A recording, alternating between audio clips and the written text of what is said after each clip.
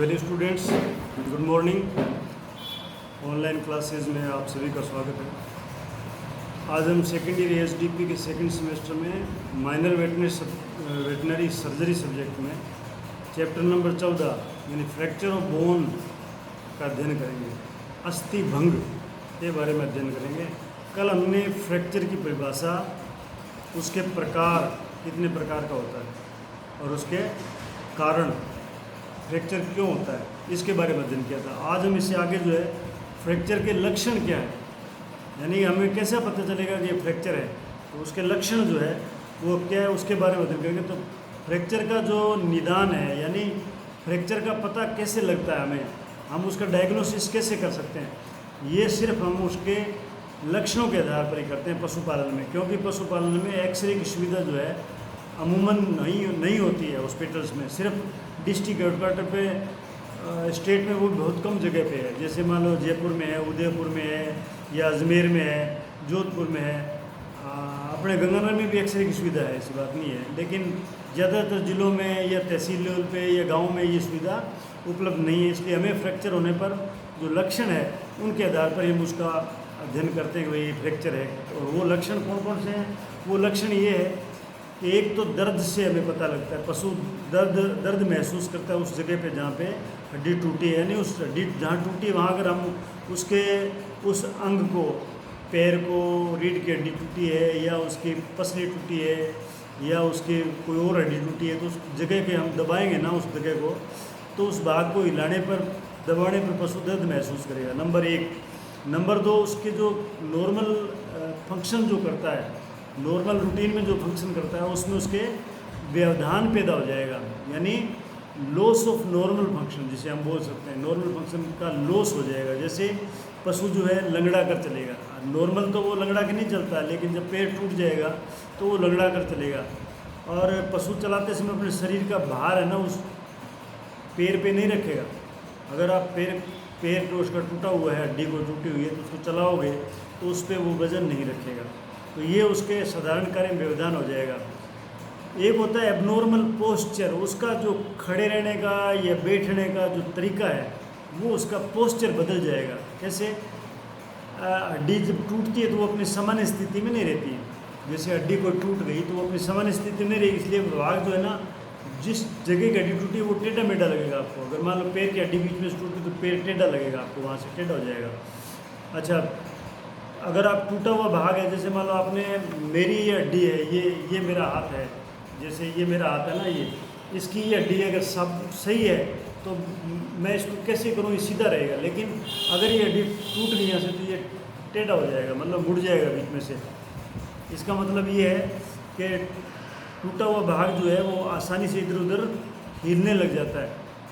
और अगर मान लो कंप्लीट फ्रैक्चर हो गया, एक होता है इनकम्प्लीट फ्रैक्चर, एक होता है कंप्लीट फ्रैक्चर। अगर कंप्लीट फ्रैक्चर हो गया तो उसमें त्वचा भी फट जाती है, उसमें स्किन जो है वो फट जाती है और हड्डी का टूटा हुआ भाग जो बाहर दिखने लगता है, हड्डी का टूटा हुआ भाग है जो बाहर दिखने लगता है। एक क्या है कि जब हड्डी के टूटे हुए सिरे आपस में आप उनको सिरों को हिलाओगे, दो सिरे जैसे टूट गए, हड्डी के बीच में से टूट गई, तो दोनों टूटे हुए सिरों को अगर आप पकड़ के इधर उधर करोगे तो उसमें क्रिपिटेड साउंड, यानी जैसे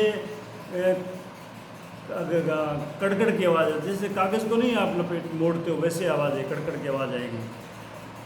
अगर जहाँ एक्सरे की सुविधा हो, जहाँ हॉस्पिटल में एक्सरे की सुविधा है, वहाँ पे एक्सरे फिल्म में अगर आप देखोगे तो आपको हड्डी टूटी हुई दिखाई देगी एक्सरे के अंदर। और अस्थि भंग का प्रकार क्या है वो भी पता लग जाएगा, किस प्रकार की टूट हुई है हड्डी में कौन सा प्रकार की टूट है। अस्थि की जो सामान्य बनावट है उसमें अंतर आ जाएगा, जो नॉर्मल बनावट है उससे वो उसमें अंतर आ जाएगा आगे जब हम एक्सरे से देखेंगे तो। ये तो था उसका डायग्नोसिस हम कैसे करते हैं। अब हम करते हैं, बस हड्डी टूट गई, फ्रैक्चर हो गया, तो उसका हम उपचार कैसे करते हैं, उसका ट्रीटमेंट मेन जो है ना वो ट्रीटमेंट है वेटनरी में डायग्नोसिस और उसका ट्रीटमेंट मेन है। आप ट्रीटमेंट करो, क्योंकि इंसानों में अगर हड्डी टूट जाए तो उसका इलाज करना इजी है, जबकि जानवरों के हड्डी का इलाज करना टूटने पे बहुत मुश्किल है। क्योंकि पशु को जो है वो शांत रहना पड़ता है कि भाई तुम्हें तेरा हाथ पैर हिलाना नहीं है, लेकिन जानवर है वो तो हिलाएगा, इसलिए हमें बहुत मुश्किलों का सामना करना पड़ता है। तो एक तो क्या है कि पशु अगर मान लो किसी की पशु की हड्डी टूट गई तो उसको अनावश्यक रूप से इधर उधर नहीं घुमाना है, उसको आराम देना है, पशु को आराम देना है, पहला काम उसको आराम देना है। अगर मान लो फ्रैक्चर के स्थान पर चमड़ी टूट गई है या ब्लड वेसल्स कट गई फट गई है और उसमें ब्लड आ रहा है, ब्लीडिंग हो रही है, तो तुरंत उसको रोकना चाहिए, नहीं तो पशु को ज़्यादा रक्तस्राव होने से पशु मर सकता है। अब हम जो है मेन मुद्दे पे आते हैं कि पशु के हड्डी के टूटने पर उसका उपचार कैसे करते हैं। तो उसके उपचार के दो मुख्य सिद्धांत है। जिस प्रकार से मैंने आपको डिसलोकेशन बताया था, डिसलोकेशन में जो था बिल्कुल उसी तरह से इस फ्रैक्चर में भी वही काम करना है। सबसे पहले रिडक्शन ऑफ फ्रैक्चर करना है। रिडक्शन का मतलब होता है उस टूटे हुए हड्डी को आपस में बिल्कुल एक सीध में जैसे नॉर्मल थी उसी स्थिति में लाना उसको, नहीं तो टुकड़े जो है ना वो अलग अलग हो जाते हैं या मतलब उनमें गैप आ जाता है, तो उसको रिडक्शन बोलते हैं। फिर उसका इमोबिलाइजेशन करते हैं, फिर उसको हिलना डुलना नहीं है, हिलाना डुलना नहीं है, उस घाव उस हड्डी टूटी हुई हड्डी है उसको एक जगह पे फिक्स रखना है। तो रिडक्शन ऑफ फ्रैक्चर जो है, हड्डी जो टूटी हुई है उसको शरीर की रचना के अनुसार उसको एनाटॉमिकल पोजीशन, जैसी उसकी एनाटॉमिकल पोजीशन होती है उसमें टुकड़ों को यथासंभव नज़दीक से नज़दीक लाने की, जो टुकड़े जैसे टूट गए, दो टुकड़े मान लो ये हड्डी के दो टुकड़े हैं, ये यहाँ से हड्डी टूट गई, ये दो टुकड़े हैं, तो ये क्या है इस तरह से हो जाएंगे, इस तरह से हो जाएंगे, या अलग हो जाएंगे, थोड़ा गैप हो जाता है, इनको क्या है खींच के बिल्कुल ऐसे रखना, दोनों को ज्वाइंट कर देना है, इसको रिडक्शन बोलते हैं। ताकि रिडक्शन का मतलब है कि हीलिंग जल्दी हो और नॉर्मल पोजीशन में हड्डी आकर वो ठीक प्रकार से ठीक हो सके। ये हम दो प्रकार से कर सकते हैं। रिडक्शन जो है हड्डी को सही जगह पे बैठाने का काम दो प्रकार से कैसे करते हैं। एक तो मैनिपुलेट कर सकते हैं। मैनिपुलेशन का मतलब है इसमें हाथों से उस हड्डी को दबा कर, एक हड्डी को हाथ से दबा देते हैं, दूसरी को खींच के उसको नज़दीक लाते हैं, यानी इसमें हम मैकेनिकल अप्रोच काम में लेते हैं, यांत्रिक बल लगाते हैं। खींच कर हड्डी के टुकड़ों को यथासंभव नज़दीक लाएं और इस कार्य के लिए जरूरत हो तो पशुओं को सेडेटिव अथवा ट्रैंकुलाइजर भी दें। दर्द महसूस करता हो तो उसको ट्रैंकुलाइजर जिससे पशु जो है शांत हो जाए, या सेडेटिव जिससे पशु जो है मतलब अर्ध निद्रा की स्थिति में आ जाए, फिर अपने ये काम करता है कि पशु के स्ट्रेस नहीं लगाएगा। दूसरा तरीका इसका शल्य क्रिया द्वारा भी हम कर सकते हैं। अगर मान लो हड्डी जो है हाथ से यांत्रिक तरीके से नहीं बैठ रही है सही जगह पे, तो फिर ऑपरेशन करके क्या उसको पूरे बेहोश कर देते हैं पशु को, या उस एरिया को बेहोश कर देते हैं, फिर उसको हड्डी को जो है ऑपरेशन करके उसको नज़दीक लाने की कोशिश करते हैं।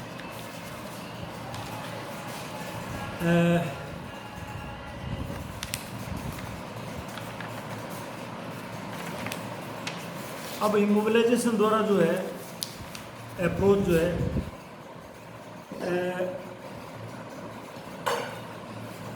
सेकंड जो तरीका है वो है इमोबिलाइजेशन का। इमोबिलाइजेशन का मतलब है कि उस जो हमने रिडक्शन किया है, हड्डी को सही जगह पे बिठाया है, उसको उसी स्थान पे रखना है, उसमें किसी प्रकार के मूवमेंट नहीं होनी चाहिए। ये काम हम कैसे कर सकते हैं। मूवमेंट जानवर है वो हिलेगा डुलेगा, तो हड्डी जो जुड़ी है वो हिलेगी, इसलिए हम क्या करते हैं उसमें हम इमोबिलाइजेशन द्वारा अप्रोच नहीं, इमोबिलाइजेशन अप्रोच कैसे करते हैं। एक तो होता है स्थायीकरण अथवा फिक्सेशन भी कहते हैं इसको। इस चीज़ को स्थायीकरण कहना या फिक्सेशन करना कहते हैं, जिससे हड्डी फिक्स हो जाए। हड्डियों को लंबे समय तक एक ही स्थिति में रखना है जब तक वो जुड़ नहीं जाए, मतलब जब तक वो जुड़ नहीं जाए उसको उसी स्थिति में रखना है। इस स्थिति में रखने को ही इमोबिलाइजेशन कहते हैं। तो ये इमोबिलाइजेशन की परिभाषा है। अब अस्थि भंग को स्थायीकरण दो प्रकार से कर सकते हैं। एक तो बाह्य स्थायीकरण और एक आंतरिक स्थायीकरण। बाह्य स्थायीकरण का मतलब है इसमें हड्डी का को जो मूवमेंट है हड्डी की उसको रोक देते हैं, यानी अचलीकरण स्थायीकरण किया जाता है, उसका मूवमेंट रोक देते हैं। इसके लिए मॉडिफाइड थॉम्बस स्प्लिंट्स या विचलित स्प्लिंट्स आदि काम में, मतलब आम यूज़ में जो लोग हैं गांव में वो बांस की फटियाँ बनाते हैं, बांस की पतली पतली फटियाँ बनाते हैं और उनको आपस में रस्सी से जोड़ के उसके ऊपर चढ़ा देते हैं, बीच में नीचे रुई डाल देते हैं और उसको बांध देते हैं। पशु मुख्य रूप से बड़े जानवर जैसे गाय भैंस घोड़ों में उनमें प्लास्टर कर देते हैं, प्लास्टर ऑफ पेरिस कर देते हैं। इसलिए इसके लिए क्या करते हैं, बांस की खपचियाँ, प्लाईवुड की पतली खपचियाँ या स्प्लिट के काम में ली जाती है, उस पर प्लास्टर ऑफ पेरिस। भाई सबसे पहले क्या, नीचे हड्डी को जोड़ के एक जगह पे उसके ऊपर रुई लगा देते हैं, रुई लगा के उस पर खपचियाँ चढ़ा देते हैं। खपचियाँ आपने देखा होगा जब हाथ पेट टूटते हैं किसी, तो उसके ऊपर बांस की पतली पतली पट्टियाँ काट काट के डोरी से बांध के उसके ऊपर चढ़ा देते हैं, उसके ऊपर प्लास्टर ऑफ पेरिस कर देते हैं, जिससे क्या वो बिल्कुल फिक्स हो जाता है। पैर जिस स्थिति में है फ्रैक्चर, उसी स्थिति में जैसे आपने जोड़ा है वैसे ही रहेगा। तो उसके स्प्लिट लगा के उसके प्लास्टर ऑफ पेरिस लगा कर इमोबिलाइज कर दिया जाता है, उसको स्थायी कर दिया जाता है कि वो हिलेगा डुलेगा नहीं। ये प्लास्टर की विधि है। प्लास्टर जो है, प्लास्टर ऑफ पेरिस, ये पाउडर आता है, एक प्लास्टर ऑफ पेरिस का पाउडर आता है। इसको जब पानी में भिगो देगा, अगर फिर उसके ऊपर जब पट्टी के ऊपर पट्टी में भिगो के ऊपर चढ़ाओगे तो वो जैसे जैसे सूखेगी वो पक्का हो जाएगा, एकदम से पक्का हो जाएगा, जिसके बाद में चाहे कोई ऊपर बच्चा वगैरह पैर रख दे या आप हिला डुला दोगे ना गाय को, तो भी उसकी हिलेगी नहीं, वो हड्डी हिलेगी नहीं। तो जहाँ पे पशु के प्लास्टर करना हो उस जगह के बाल पहले काट देने चाहिए। ये प्लास्टर करने का तरीका बता रहा हूँ मैं आपको कि उसके बाल जो उस जगह काट देने चाहिए। जो हड्डी जो टूटी हुई है उसके ऊपर पूरी तरह से रुई लगा दें, ताकि प्लास्टर ऑफ पेरिस उसके ऊपर करेंगे तो नीचे रुई होगी, तो उसमें इतना मतलब हड्डियों के नीचे जो नाड़ियाँ वो दबेगी नहीं और उनका ब्लड संचार रुकेगा नहीं। और स्प्लिंट जो आप लगाते हो, स्प्लिंट खपचियाँ जिसे बोलते हैं, उससे क्या है स्किन को नुकसान नहीं पहुंचेगा जब रुई बीच में होगी। तो यदि फ्रैक्चर पिछले पैर के टीबिया का है, टीबिया फिबुला पढ़ी है आपने, अगर उस टीबिया का है तो उसमें मॉडिफाइड थॉमस स्प्लिंट लगाते हैं। अगर टीबिया का है तो उसमें मॉडिफाइड थॉमस स्प्लिंट लगाते हैं, जिसमें ये इसका डायग्राम दिया हुआ है मॉडिफाइड थॉमस स्प्लिंट का, पेज नंबर 151 पर। ये मॉडिफाइड थॉमस स्प्लिंट है, जिसमें टीबिया के ऊपर जो ऊपर वाला जॉइंट है उसको भी उसने कवर किया हुआ है। अब ये मॉडिफाइड थॉमस स्प्लिंट जो है मेनली कुत्तों में काम में लेते हैं, इसको बड़े जानवरों में नहीं लेते हैं, कुत्तों में काम में लेते हैं। जो आपको पेज नंबर 151 पर ये डायग्राम दे रखा है, इसको मॉडिफाइड थॉमस स्प्लिंट बोलते हैं। जहाँ हड्डी जहाँ टूटी हुई है उसके ऊपर नीचे के दोनों जोड़ों को, जहाँ से हड्डी टूटी है उसके ऊपर का जोड़ और नीचे का जोड़, दोनों जोड़ों को प्लास्टर बैंडेज में स्थायी कर देते हैं। दोनों जोड़ों को भी स्थायी कर देते हैं, यानी उसको भी मूवमेंट नहीं करने देनी है, ताकि हीलिंग के दौरान एवं दोनों टूटी हड्डियों व शिरे हिले नहीं। यानी इसलिए करते हैं दोनों जोड़ों को फिक्स कि वो हड्डी के टूटे हुए शिरे जो है आपस में हिले नहीं, और उनका जो मतलब एक दूसरे का जोड़ है ना जो आपस में, उसको बोलते हैं केलस, जोड़ को केलस बोलते हैं। वो टूटे नहीं और हड्डी जल्दी जुड़ सके। हो सके तो प्लास्टर करने के बाद में उसका एक्सरे भी कर लेना चाहिए, ताकि पता लग जाए कि वास्तव में नीचे हड्डी कहीं अलग तो नहीं होगा। अगर ऐसा कुछ हो गया प्लास्टर खोल के दोबारा हड्डी को मतलब रिडक्शन करके इमोबिलाइज करते हैं। इससे एक होता है आंतरिक स्थायीकरण। आंतरिक स्थायीकरण का मतलब इंटरनल फिक्सेशन। इसमें शल्य क्रिया करते हैं, चीर फाड़ करके हड्डी के टुकड़ों को स्थायीकरण करने को इंटरनल फिक्सेशन बोलते हैं इसको। अगर आप ऑपरेशन करके हड्डी के टुकड़े जोड़ते हो, जैसे उसके लिए पिन वगैरह लगाते हैं, पिन लगाते हैं, रोड लगाते हैं, या आप लोग अमूमन गांव में सुनते हो कि फलाने आदमी का पैर टूट गया उसमें रोड डाली है, तो वो इंटरनल फिक्सेशन बोलते हैं उसको। ये कार्य कैसे करते हैं, इसमें इमोलाइजेशन इंट्रामेडुलरी पिनिंग करते हैं। जो बोन की मेडुलरी पार्ट है, यानी अंदर का हड्डी का, उसमें आंतरिक मज्जा जिसको बोलते हैं, इंट्रामेडुलरी पोर्शन जो है बोन का खोखला भाग, उसमें पिनिंग कर देते हैं। यानी ये पिनिंग कितने प्रकार की होती है। एक तो स्टीमेन पिन होती है, स्टीमेन पिन ये साइंटिस्ट के नाम पे है। एक होता है रश पिन, एक होता है कुंशर पिन। ये 3 प्रकार के पिन है। एक प्लेट्स भी लगाते हैं, प्लेट। ये प्लेट जो है ये किसी धातु की बनी होती है, जो मतलब उसमें पैर खराब नहीं होता है। एक स्क्रू कसते हैं, जिस तरह से हम आप घरों में मान लो किवाड़ बनाते हैं उसमें स्क्रू कसते हैं, वैसे स्क्रू कसते हैं इसमें। स्टील के तार से भी उसको बांध देते हैं अंदर से इंटरनली, स्टील के वायर काम में लेते हैं। उसके बाद में क्रिश्नर स्प्लिंट, ये क्रिश्नर स्प्लिंट आती है, उससे भी करते हैं। मॉडिफाइड थॉमस स्प्लिंट जो भी मैंने आपको बताया था कि डायग्राम दिया हुआ 151 नंबर पेज पे। एक होता है बोन ग्राफ्ट। बोन ग्राफ्ट का मतलब हड्डी हड्डी काट के कहीं दूसरी जगह की वहाँ पे हड्डी लगा देते हैं। अगर हड्डी का नुकसान हो गया, वहाँ पे गैप पड़ गया, हड्डी टूट के अलग ही होगी, तो वहाँ दूसरी हड्डी लगा देते हैं, उसको बोन ग्राफ्टिंग बोलते हैं। ये था हड्डी फ्रैक्चर का इलाज। अब हम देखते हैं हड्डियों के जुड़ने पर, हड्डी जब जुड़ती है आपस में, तो उस पर कौन कौन से ऐसे फैक्टर हैं जो प्रभाव डालते हैं। हड्डी जो है भाई, ऐसे फैक्टर होंगे जिससे हड्डी देरी से जुड़ेगी, या हड्डी मतलब क्या है कि जुड़ेगी नहीं या जल्दी जुड़ेगी, ऐसे फैक्टर हैं। तो उसमें फैक्टर वो है कि एक तो पशु की उम्र है, वो इस पर प्रभाव डालती है। यानी अगर मान लो पशु जवान है या बच्चा है, छोटा है जवान है, तो उसका फ्रैक्चर जल्दी ठीक होता है, ओल्ड एज में लेट ठीक होता है। ओल्ड एज में कैल्शियम की कमी होती है, बोन्स जो है उनकी बीमारियां हो जाती है, बोन्स जैसे आदमी बूढ़ा होता है ऐसे बोन्स भी मतलब कमज़ोर हो जाती है। फ्रैक्चर का प्रकार, फ्रैक्चर किस प्रकार का, अगर साधारण फ्रैक्चर है तो जल्दी ठीक हो जाएगा, अगर मान लो कंपाउंड फ्रैक्चर है तो देरी से ठीक होगा। साधारण फ्रैक्चर का मतलब है जिसमें चमड़ी वगैरह फटती नहीं है, मसल्स को भी नुकसान नहीं होता, सिर्फ हड्डी टूटती है, तो वो हड्डी जल्दी ठीक होती है। अगर मान लो कंपाउंड फ्रैक्चर है जिसमें हड्डी टूट के बाहर आ गई हो, स्किन फट गई हो, मसल्स फट गई हो, तो उसको कंपाउंड फ्रैक्चर बोलते हैं, उसमें थोड़ा टाइम ज़्यादा लगता है। अगर हड्डी की फ्रैक्चर का स्थान भी महत्व रखता है कि हड्डी किस जगह की है। अगर मान लो हड्डी पतली है, जैसे जोड़ की हड्डी है या पसली आदि है, तो जल्दी जुड़ती है। अगर मोटी हड्डी है जैसे फीमर है, ह्यूमरस है, तो वो देरी से जुड़ेगी। फ्रैक्चर पर यदि कोमल ऊतक यानी सॉफ्ट टिश्यूज़ को कम नुकसान हुआ है तो हड्डी जल्दी जुड़ेगी, और ज़्यादा नुकसान हुआ है तो हड्डी लेट जुड़ेगी। ये कारण है इसके हड्डी के जुड़ने में टाइम लगने के। संक्रमण भी एक कारण है। यदि मान लो फ्रैक्चर के स्थान पर संक्रमण हो गया, इन्फेक्शन हो गया, तो हड्डी देरी से जुड़ेगी। और उसका इलाज जो है ना, ये कैसे होता है, ओपन फ्रैक्चर हो गया या कंपाउंड फ्रैक्चर हो गया तो वहाँ इन्फेक्शन के चांसेस ज़्यादा होते हैं और फिर हड्डी लेट जुड़ती है। अगर मान लो हड्डी के टुकड़े जो टूटे हुए हैं, जिस जगह की हड्डी का फ्रैक्चर है वहाँ टुकड़ों में जो 2-3 टुकड़ों में टूट गया और उसमें गैप ज़्यादा है, उसमें जगह ज़्यादा है, तो हड्डी देरी से जुड़ेगी। और हड्डियों के बीच में जगह कम है, अगर मान लो हड्डी टूट गई और लेकिन गैप नहीं है बीच में, तो हड्डी जल्दी जुड़ जाएगी। रक्त संचार, रक्त संचार मतलब है कि यदि फ्रैक्चर की जगह खून का संचार अधिक है, जहाँ फ्रैक्चर हुआ है उस जगह पे खून का संचार अधिक है, तो जल्दी हड्डी जुड़ेगी। और अगर वहाँ पे हड्डी की ब्लड वेसल्स को नुकसान हो गया, वहाँ ब्लड नहीं पहुँच रहा है, तो वो लेट जुड़ेगी।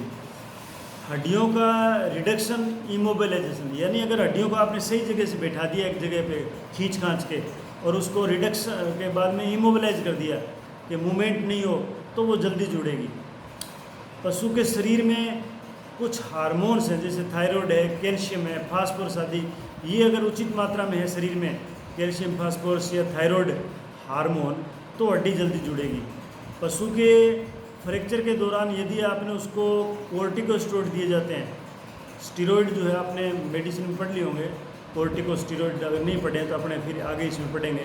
कोर्टिकोस्टेरॉइड जो है ना एक प्रकार के हार्मोन होता है ये, और ये अगर मान लो पशु को दे दी जाए तो उसकी हड्डी लेट जुड़ेगी, ये हीलिंग में दिक्कत पैदा करता है। यदि हड्डी नी जॉइंट के नीचे से, घुटने के नीचे से टूटी है, तो यहाँ पर प्लास्टर आसानी से हो जाता है। अगर जो घुटने के नीचे टूटी है तो घुटने को शामिल कर लेते हैं, तो प्लास्टर जो है वो आसानी से चल जाएगा, तो वहाँ पे लंबे समय तक प्लास्टर रुक सकता है, इसलिए हड्डी जल्दी जुड़ती है। जहाँ पे प्लास्टर रुकता नहीं है, जैसे मान लो आपको अगर मान लो ये हिप बोन टूट गई, तो वहाँ प्लास्टर नहीं रुकता है, तो वहाँ हड्डी देरी से जुड़ती है। अगर मान लो अपने पशु को जुड़ने के दौरान कम से कम घुमाना फिराना चाहिए। अगर हड्डी जब जुड़ रही है तो उसको कम से कम घुमाओ फिराओ, अर्थात उसको आराम देना चाहिए, तो हड्डी जल्दी जुड़ेगी। अगर आपने आराम नहीं दिया तो हड्डी जल्दी नहीं जुड़ेगी। पशु को अगर आपने संतुलित आहार दिया, जैसे कैल्शियम, फास्फोरस, मैग्नीशियम आदि लवण जो है पर्याप्त मात्रा में आप दे रहे हो, तो हड्डी जल्दी जुड़ेगी, नहीं तो हड्डी जुड़ने में देरी लगेगी। तो ये सारा जो लेक्चर है ये फ्रैक्चर के बारे में था, जिसमें हमने फ्रैक्चर का डेफिनेशन, उसके प्रकार, उसके होने के कारण, उसके लक्षण क्या है, उसका ट्रीटमेंट क्या है, और उसके कौन कौन से ऐसे फैक्टर हैं जो हड्डी के जुड़ने में देरी क्या करते हैं, वो हमने 13 फैक्टर हैं जो हमने देख लिए। तो आपको ये याद रखने फैक्टर, ताकि आपको एग्ज़ाम में पूछ सकते हैं 3 फैक्टर लिखो, 5 लिखो, 7 लिखो, 8 के नाम लिखो, 9 के नाम लिखो, तो आप लिख सकते हो। थैंक यू, धन्यवाद।